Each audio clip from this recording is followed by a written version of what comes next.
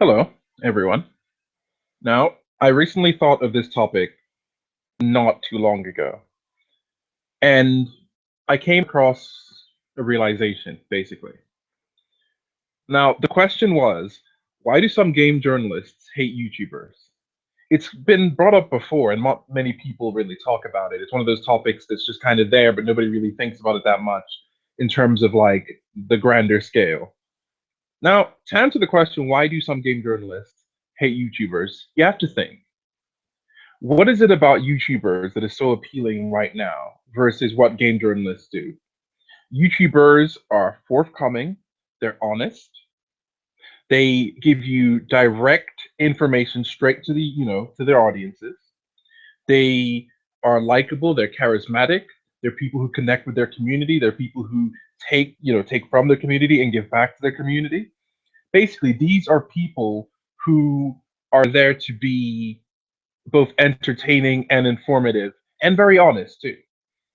So when you compare that to the established media, which is basically clickbait journalism, sensationalism, inflammatory pieces, ridiculous headlines, they're just meant to get clicks, and it's all based upon advertising and it's all on page views and all that kind of BS. When you see a part of gaming that's growing bigger, and that is YouTube, and less people relying on game websites to tell them, what to think or what to know, and more on YouTubers and active content.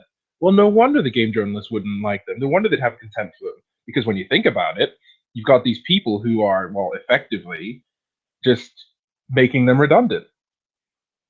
I mean, no longer are people going to be swayed by, sensationalist journalism. No longer are people going to be on the side of just silliness for the sake of it. When you have these game journalists who have made quite literally a living off of pissing people off, and that's becoming irrelevant, well, no wonder they're going to be bad because the people who are effectively taking all the attention away from them are these YouTubers. Because obviously they have nothing yet to fear from these smaller websites, these independent websites, these community led websites, because while they're good, unfortunately, they don't have the reach or the influence that the bigger websites do. However, these YouTubers are pulling in the numbers in the millions, literally. So, of course, if all this outrage culture has gotten you your job, it's gotten you your place in the industry, in the hug box, then all of a sudden these YouTubers come along, and these YouTubers are people who are interesting people who actually want to make a difference within gaming and yeah, make a bit of money on the side too. Then why do you need some game journalists with some candid, approach to writing everything when you can have this YouTuber who, yes, they're sponsored, sometimes they're promoting a game or a product, but they'll tell you or they'll just make it blatantly obvious. If they have an ad read, it's obvious that they're being sponsored. But the fact of the matter is, this honesty, this disclosure is something that people want, people like. You know, we don't necessarily get to see all of their daily lives or their personal lives, of course not, but we at least get to see them as people, as gamers, as enthusiastic individuals interested in the medium for the medium's sake, and not, well, whatever game journalists think that they're doing. And obviously, this isn't to paint everyone with a wide brush. Not all game journalists are bad, obviously. That's not the point. It's not to say that every game journalist has it in for every YouTuber or that there's some kind of systemic hate or whatever. The point is merely that in general, you tend to see this contempt that certain game journalists have for YouTubers. And really, it stems from the fact that outrage culture is dying. Sensationalism journalism is losing its relevance, and people are moving away from that because they know what it's like. No, people see the headlines, they see the content, they know it's BS. They're going to call them out on it, right? They're going to question their ethics, and then they're going to go to these YouTubers who are going to give them honest, straight up content. And I'm not one of those people who name drops and just says all this stuff because I'm trying to suck up to this person. I'm trying to exalt that person. No, this isn't about creating personalities out of things. And for example, I'm not a personality. I'm a nobody. I'm just a guy who made this account, right? But what I see, what I believe is that as it stands right now, the YouTubers are leading the way for a new way of getting news. And yes, they can still have the blogs and their website where they promote the news and they can talk about gaming stuff. But now you can get it from them, maybe with their honest opinion. But if anything, what you get is the information. You don't get the politics, you don't get the agenda, you don't get all this BS they're trying to tack on and do. What you get is just the straight up honest truth. And from there, you're free to think what you want. And to me, that's fantastic. Many gamers appreciate this. So when game journalists with these outraged, culture articles are trying to capitalize off of it, they see these YouTubers taking all of that attention. Of course, it pisses them off. But people are smart now. They use the ad blocks. They use the archive links. You know, they go to these websites only once in a while to see the occasional thing. People have the tools now to beat them at their own game.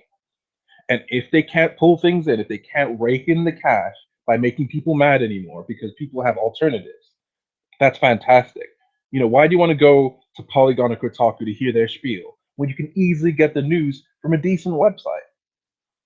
A website that's not going to insult you, to treat you like you're stupid, to make you feel like an idiot.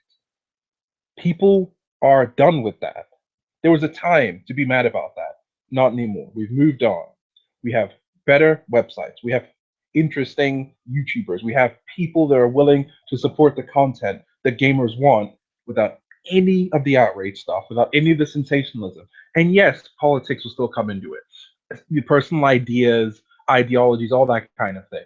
If we're talking feminism, if we're talking religion, if we're talking political, affiliation, all those things still exist. Certain people, certain YouTubers have links to certain individuals within the gaming industry.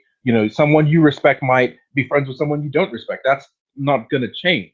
However, the difference is these people are honest and forthcoming, and we can at least appreciate that these are individuals with individual lives.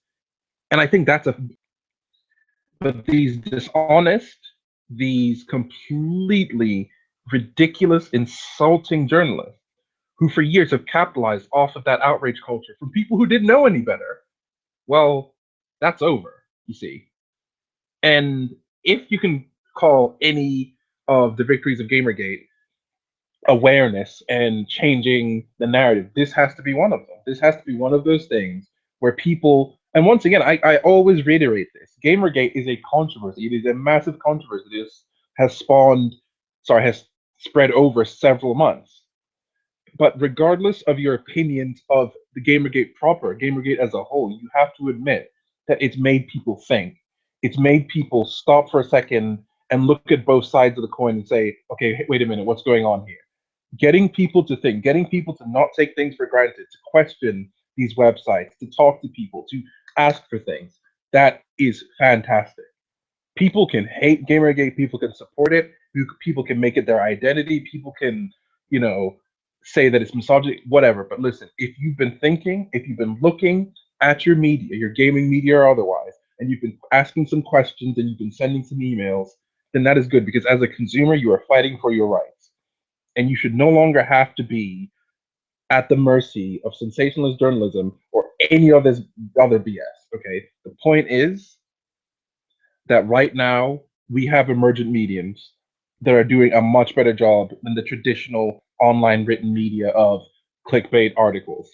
You have YouTube, you've got these smaller websites, you've got community led things, all that kind of stuff, streams, whatever. The point is that the people that are losing relevance are mad because these people, these YouTubers, are getting places and making money and gaining influence by being cool, awesome, likable people, not distant, detached, rage inducing, morally bankrupt fools who sit behind a keyboard and make up things and get money for it. So that's pretty much the crux of it. I mean, but obviously that's what I think. I want to know what you guys think. What do you guys think of the tension between YouTubers and game journalists? And do you believe that part of their disdain for the YouTubers has to do with the fact that they're losing relevance? I mean, that's why I want to know. Send some comments, send some messages to @NotYourShield, and we can have a discussion about this. All comments are welcome, all ideas are welcome. So that's all I wanted to say. Thanks for listening.